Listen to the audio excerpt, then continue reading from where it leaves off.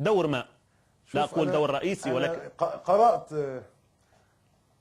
تصريح لأحد المسؤولين المصريين، وكان قريب جدا من مكتب رئيس مبارك لفترة طويلة، وهو الدكتور مصطفى الفقي. نعم. اللي قال في تصريح غريب جدا ان الرئيس القادم لمصر هتختاره امريكا واسرائيل، يجب ان يحظى بموافقه امريكا واسرائيل. نعم.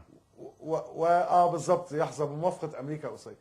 الحقيقه انا ضد هذا الكلام، وانا بقول الرئيس القادم لمصر يجب ان يختاره كل مصري، يجب ان يخرج من رحم هذه الامه بالقطع. ليس مطلوبا ان يكون هناك رئيس غير عاقل او شخص بيدعو لامور قد تضع مصر في مأزق او ازمات. ده مطلب مصري. نعم. واعتقد انه ايضا مطلب لكثير من دول الجوار والدول المحيطه بمصر، او الدول التي لها مصالح في المنطقه، التي تعتقد انها تسعى لاستقرار هذه المنطقه. حلو. فاحنا الحقيقه لا يعنينا هذا الخارج، ولا ننظر ان الامريكان سيختارون الرئيس المصري. واذا كان الامريكان سيختارون الرئيس المصري فانا متنحي عن الترشيح، ولن اتقدم لهذا الموقع ابدا، لاني لا يشرفني الا ان يختارني ابناء وطني المصريين.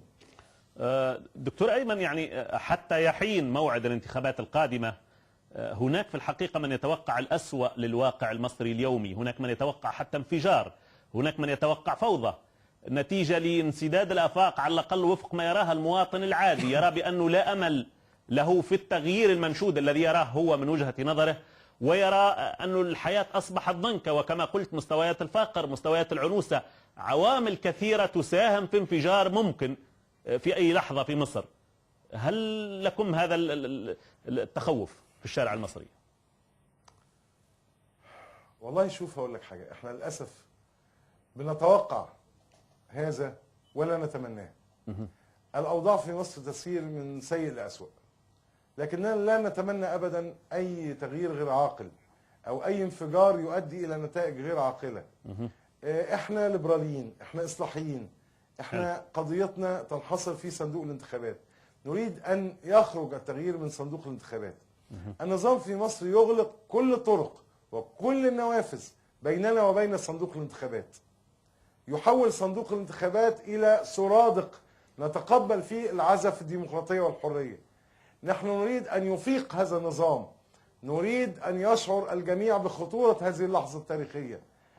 لا نريد أن نشعر باليأس ويشعر الناس معنا باليأس. ما زال لدينا أمل أن يأتي التغيير بالآليات الديمقراطية. نعم. وبآليات مرنة وسلسة وبسيطة مثلنا مثل كل أمم الدنيا. التغيير العنيف لن يقود إلى أوضاع أفضل في مصر.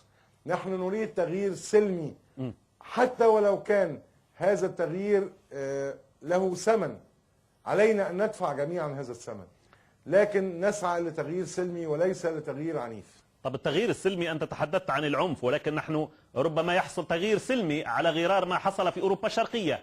ماذا لو حصل ثورة شعبية في الشارع المصري؟ ماذا سيكون موقف حزب الغد؟ ستنضمون إلى الناس أم ستنظرون ترقبون من مكاتبكم؟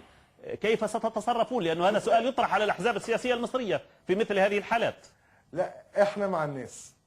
احنا مع الناس، لا احنا سابقين الناس خطوة ولا احنا ورا الناس بخطوة. احنا كتفنا في كتف الناس، واحنا هنلتزم بما يراه الناس. وفي النهاية انا عايز اقول لك ان العصيان المدني في بعض صوره هو عمل لا عنيف. مين قال ان ده عنف؟ وانا بقول لك ما حدث في اوروبا الشرقية كان جزء منه هي اعمال لا عنيفة. نحن ضد العنف، لكننا لسنا ضد بعض الاعمال التي تواجه الانظمة الاستبدادية وتواجه استبدادها الذي يفوق العقل. فانا بقول لك احنا مع الناس، وستجدنا دايما اول حد موجود في الشارع سيكون حزب الغد، زي ما هو اول حد موجود في الشارع، وزي ما انبثقت منه حركات كثيرة اعتراضية او حركات ضمير، زي ما خرج من كنف وعدد كبير من شباب 6 ابريل، هم كانوا من ابناء الغد. 80% من المعتقلين 6 ابريل كانوا من شباب الغد. نعم. حركة مصر كبيرة عليك، الحملة المصرية ضد التوريث وغيرها وغيرها، كل هذه كيانات انبثقت من داخل حزب الغد. نعم. ستجد حزب الغد مرتبط بالشارع لحظة بلحظة، كتفه بكتف المواطن المصري. طب سؤال افتراضي. يعني. نعم، سؤال افتراضي دكتور أيمن، لأن